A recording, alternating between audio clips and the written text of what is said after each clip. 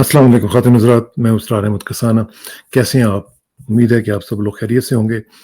आज का जो व्लॉग है, आज सोलो व्लॉग है और इसमें अब ज़ाहिर है कि जब सोलो होता है तो उसमें फिर हम इकबाल की भी बात कर लेते हैं। तो आज का जो प्रोग्राम है उसका आगाज़ ही इकबाल से करते हैं। इकबाल ने फरमाया कि आँख जो कुछ देखती है, लब पे आ सकता नहीं। आँख जो कुछ देखती है, लब पे आ सकता नहीं। महवे हैरत हूँ कि दुनिया क्या से क्या हो जाएगी।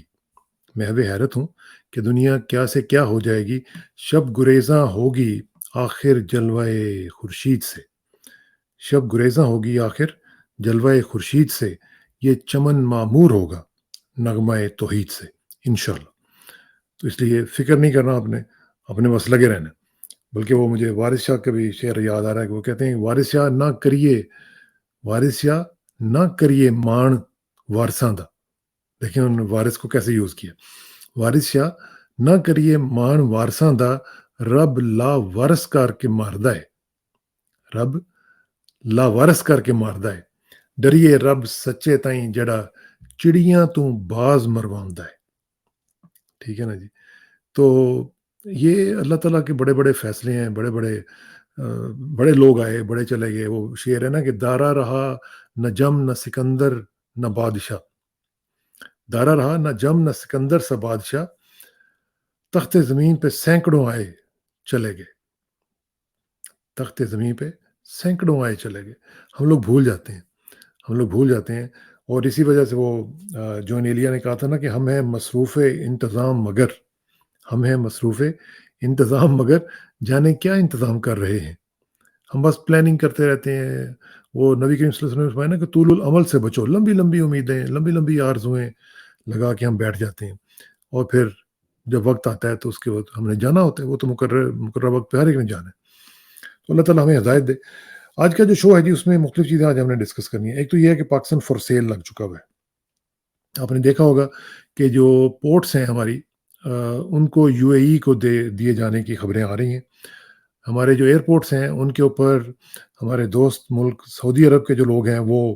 इस वक़्त वो जैसे नहीं चीलें आती हैं ऊपर आके तो वो देख रही होती हैं कि कौन-सी चीज़ कहाँ पे है और जो गिद्धें होती हैं वो भी इस तरह मैं अपने भाइयों को तो नहीं गिद्ध कह रहा लेकिन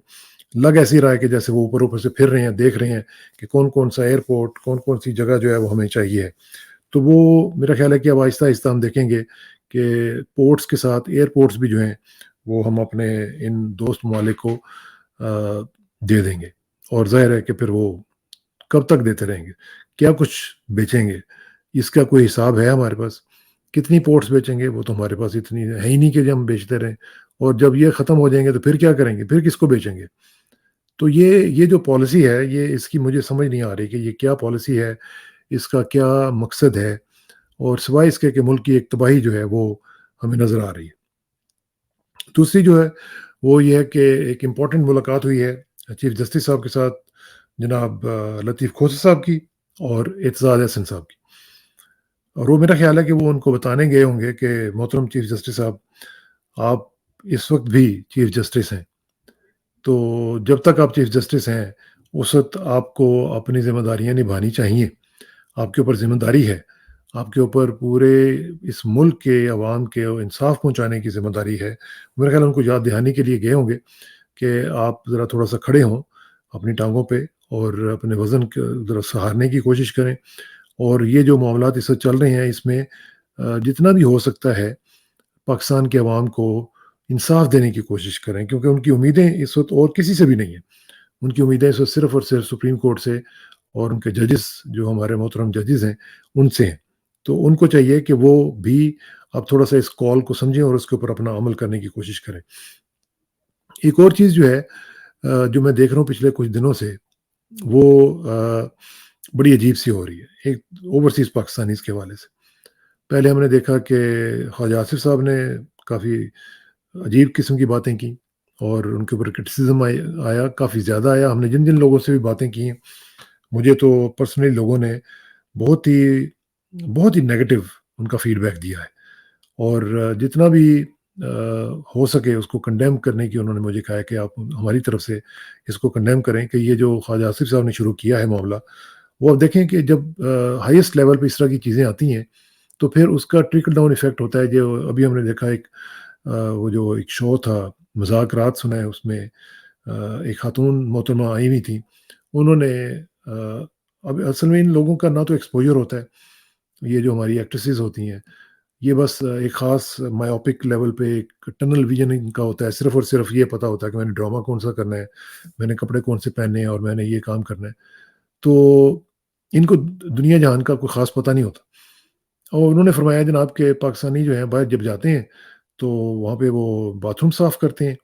اور جب واپس آتے ہیں تو بڑے کلف والے کپڑے پہنے ہوئے ہوتے ہیں اور جناب اور ساتھ ہی جو ہمارے ماشاءاللہ وہاں پہ بھانڈوں کا ایک مجموعہ ہوتا ہے اس نے کہا جی کہ وہ بڑے 5,000 کے نوٹ یہاں پہ لگا کے جیب میں تو مطلب اس طرح کی مذاق اڑانے کی ایک طرف ہمارے جو اوورسیز پاکستانیز ہیں وہ اپنا دن رات ایک کر کے اپنا خون پسینہ ایک کر کے وہ پیسے بھیجتے ہیں پاکستان میں جن کے اوپر پھر اس طرح کی جو خواتین ہیں وہ پھر اپنی زندگیوں کو استوار کرتی ہیں انہی کی بنیاد کے اوپر پاکستان کا ایک پوسچر جو ہے وہ دنیا میں بنتا ہے اور اسی کی وجہ سے پاکستان کی تھوڑی بہت ابھی بھی آپ کو پتہ ہے کہ ایک سال میں اربوں ڈالر جو ہیں وہ 30-31 بلین ڈالرز پاکستانیز جو ہیں وہ بھیجتے ہیں تو اگر وہ نہ بھیجیں تو ان کو میرا خیال ہے کہ کپڑے پہننے کے لیے بھی شاید کہیں اور جانا پڑے گا ان کو یہاں سے پاکستان میں اس طرح کے کپڑے بھی نہیں شاید ملیں گے جس طرح کے یہ چاہتی ہیں تو اس لیے تھوڑا سا میرا خیال ہے کہ ہمیں تھوڑی سی شرم آ جانی چاہیے کہ ہم اپنے لوگوں کو جو محنت کرتے ہیں کبھی انہوں نے کہا کہ جنہوں نے کرپشن کی ہے ان کے بارے میں اس طرح کی بات کی ہو جنہوں نے اربوں ڈالرز لوٹے ہیں پاکستان کے ان کے بارے میں کبھی انہوں نے بات کی کہ انہوں نے ایسے کپڑے پہنے ہوئے تھے نہیں انہوں نے جو خون پسینہ کرنے والے لوگ ہیں جو اپنی محنت سے کماتے ہیں اور by the way bath room صاف کرنے میں کوئی آپ کی جو ہے وہ عزت خراب نہیں ہوتی ہے باتھ روم آپ کے گھر کا ایک حصہ ہوتا ہے اور جو آپ کے باتھ روم یہی وہ مائنڈ سیٹ ہے نا کہ جی باتھ روم صاف نہیں کرنا اور اسی وجہ سے آپ دیکھیں کہ پاکستان میں باتھ رومس کی کیا حالت ہوتی ہے آپ کسی بھی جگہ پہ پبلک باتھ رومس پہ جائیں تو بندے کو کانوں پہ ہاتھ لگا لیتا ہے بندہ کہ یار میں کہاں پہ آ گیا ہوں تو یہی وہ مائنڈ سیٹ ہے کہ جی باتھ روم صاف نہیں کرنے گھر کو صفائی نہیں کرنی بس صرف اپنے کپڑے بس ٹیپ ٹاپ بس باقی کچھ نہیں تو یہ میرا خیال ہے کہ انتہائی شرمناک صورتحال ہے اور اس پہ ایکشن لیا جانا چاہیے ان خاتون محترمہ کے خلاف کہ جنہوں نے پورے پاکستانیز کی توہین کی ہے اور ہم لوگ جو باہر بیٹھے ہوئے ہیں اور جو پاکستان کے لیے اپنا تن من دھن ہر وقت لگانے کی کوشش کرتے رہتے ہیں ان کو انہوں نے ریڈیکیول کرنے کی کوشش کی ہے اگرچہ ان کے جو میزبان صاحب تھے انہوں نے اس کے اوپر معذرت کی ہے لیکن معذرت کا یہ مطلب نہیں ہے کہ آپ اس طرح کی چیزیں کرتے رہیں اور پھر آپ گیٹ اوے بھی کرتے چلے جائیں اور ویسے بھی خیر ہمارا ایک کلچر اب بن چکا ہے بھانڈ اب ہر جگہ پہ ہمارے بہت زیادہ آ چکے ہیں نتھنگ اگینسٹ دیم پرسنلی لیکن یہ ہے کہ اب ہمارا پورا پورا قومی مزاج ہی یہ بھانڈوں والا ہو گیا ہے یہ پچھلے کچھ سالوں میں جو ایک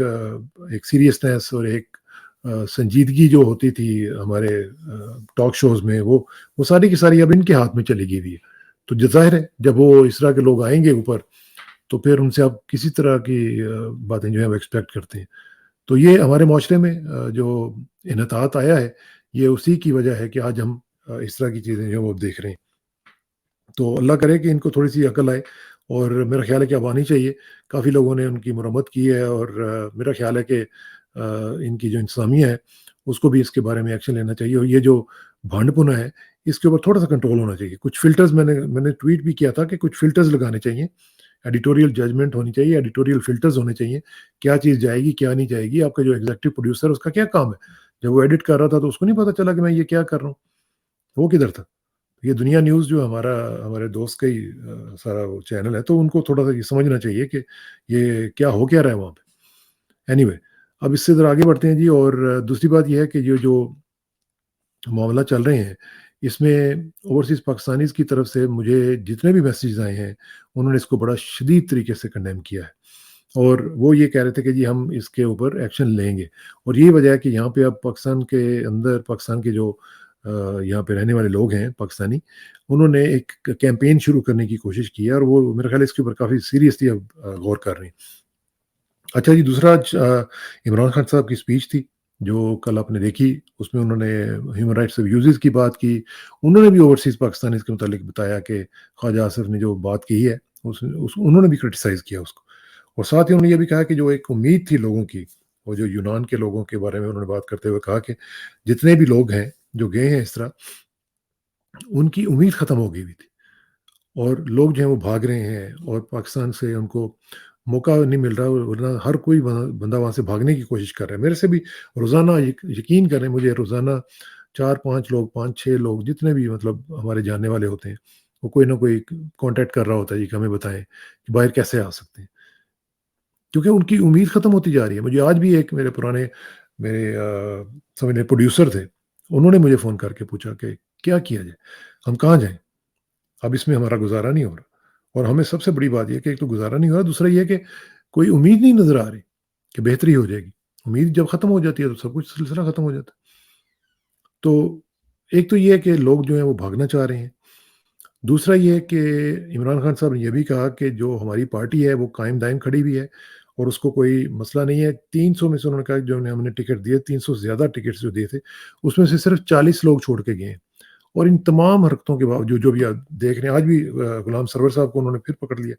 غلام سرور صاحب کے علاوہ باقی لوگوں کو پکڑ لیا ہے۔ صابر شاکر صاحب کے میں ابھی دیکھ رہا تھا کہ ان کے گھر پہ پولیس والے گئے ہیں اور پھلانگ کے ان کے دروازے اندر داخل ہوئے ہیں، اور وہاں پہ جا کے وہ تو وہاں پہ تھے نہیں۔ ابھی اتنی ان کی اطلاعات ہے کہ وہ وہاں پہ ہیں بھی نہیں، اور پھر بھی ان کے گھر میں جا کے پتہ نہیں کیا کرنا چاہ رہے ہیں۔ دوسری جو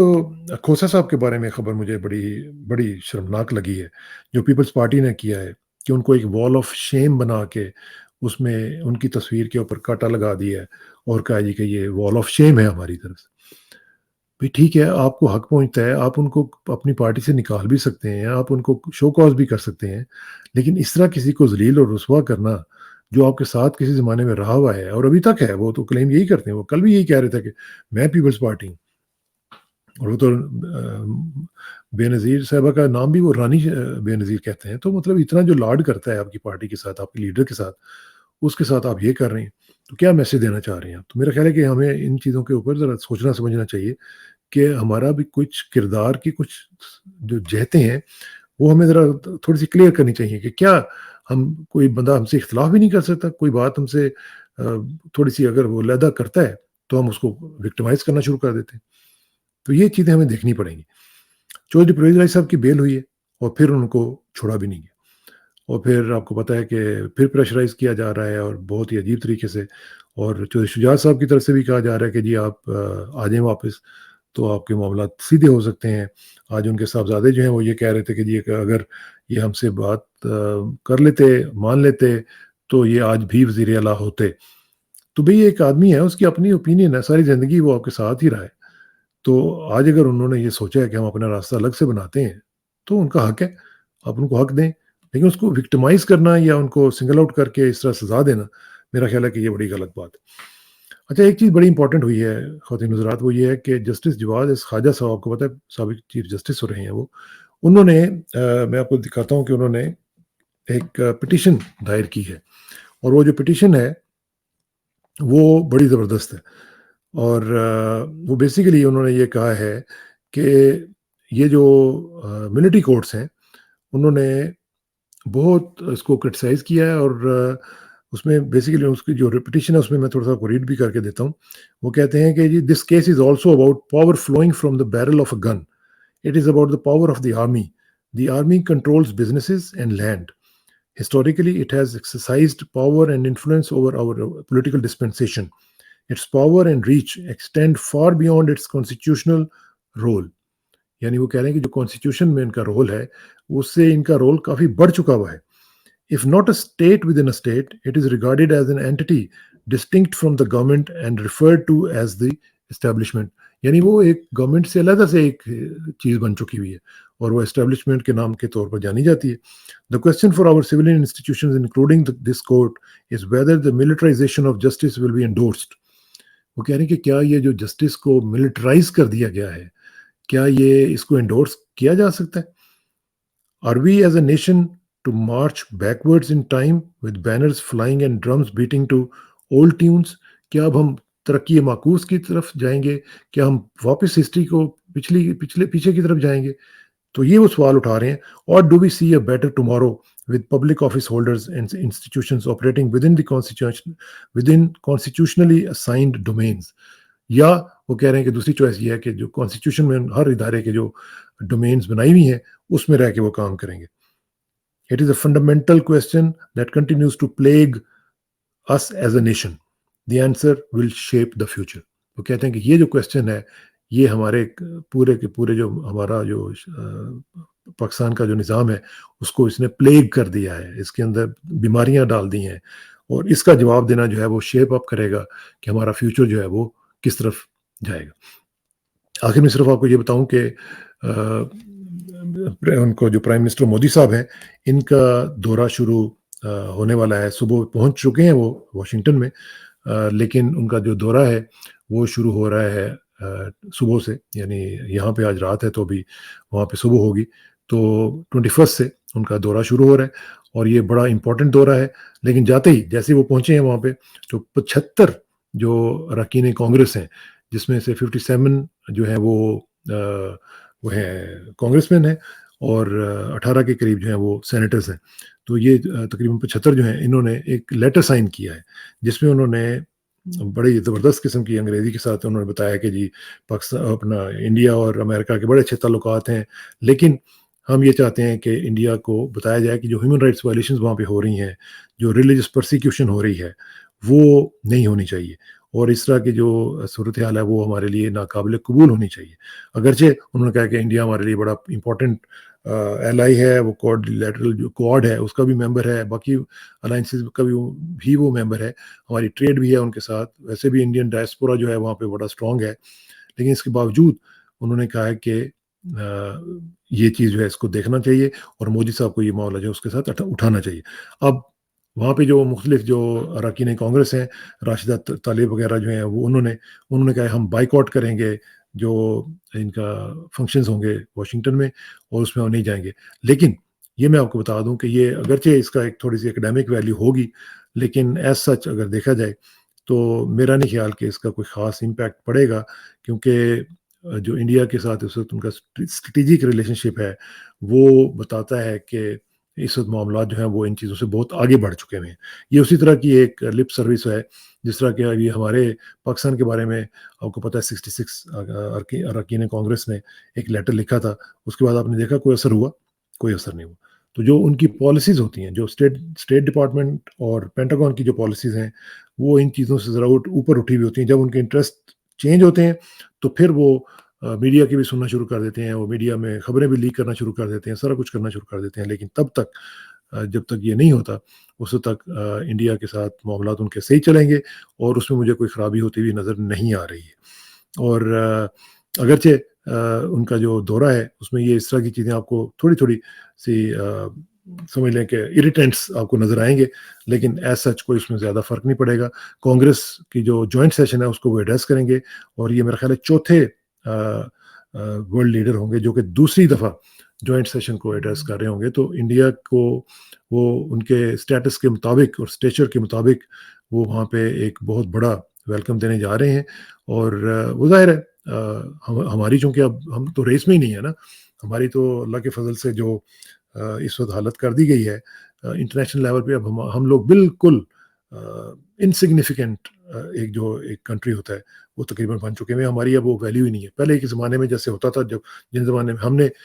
کور کیا واشنگٹن کو, نیو یارک کو, اور پریزیڈنٹ مشرف وغیرہ کو, اور دوسرے لوگوں کو, بے نظیر صاحبہ کو بھی, اور نواز شریف کو بھی, تو اس زمانے میں پاکستان کی تھوڑی سی ویلیو ہوتی تھی اور پاکستان اور انڈیا کے ساتھ ان کو ایکویٹ کیا جاتا تھا. لیکن اب تو وہ انہوں نے ڈی ہائفنیٹ کر کے پاکستان کو بالکل فارغ کر دیا, اور ریجیم چینج آپریشن کے بعد جو آج ہماری اکانومی کی صورتحال ہے, اور جو طبقہ اور جو ٹولہ اوپر بیٹھا ہوا ہے ان کے ہوتے ہوئے, تو آپ سمجھ لیں کہ پاکستان اب ایک افریقن کنٹری سے بھی کہیں آگے نکل گیا ہوا ہے اپنی انٹرنیشنل اسٹیچر کے حوالے سے. تو اس لیے ہم صرف دکھ کا اظہار کر سکتے ہیں اپنی اس حالت پہ, لیکن وہی کہتے ہیں سروائیول آف دا فٹسٹ. تو جو فٹ ہوگا وہ آگے جائے گا, ہم فٹ نہیں ہیں تو ہم پیچھے رہ گئے. تو اللہ تعالیٰ ہمیں ہدایت دے اور ہمیں ہمارے ملک کی کچھ تھوڑی بہت جو قدر و منزلت ہے اس کو پہچاننے کی ہمیں توفیق دے. بہت بہت شکریہ. آخر میں دعا کہ میری عزت کے لیے کافی ہے کہ میں تیرا ہی بنتا ہوں, میرے فخر کے لیے کافی ہے کہ تو ہی میرا پروردگار ہے.